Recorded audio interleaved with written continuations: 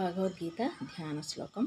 ముఖం కరోతి వాచాలం పంగుం లంఘయతే గిరిం యత్కృపాతమహం వందే పరమానందమాధవం.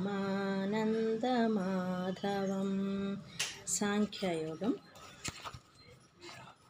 17వ శ్లోకం. అవినాశంతు తద్విద్ధి యో న సర్వమిదం తతం వినాశమవ్యయం యస్య న కచ్చిత్తర్తుమర్హతి.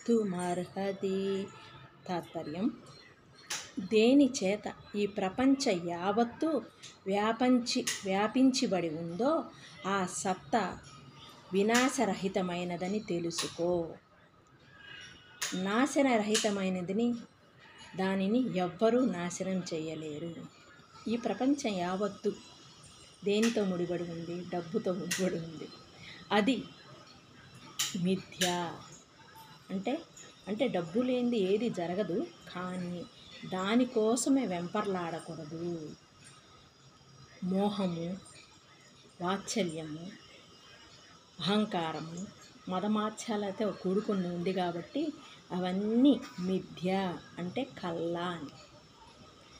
మంచితో కూడుకొని ఉన్నది దైవత్వము. ప్రతిదీ కూడా దేవుడు సృష్టించిందే. ఇది నాది కాదు, ఇది నేను సంపాదించాను, నేనే వ్యాపించి ఉన్నాను, నా గురించే ఉంది, నేనే గంగా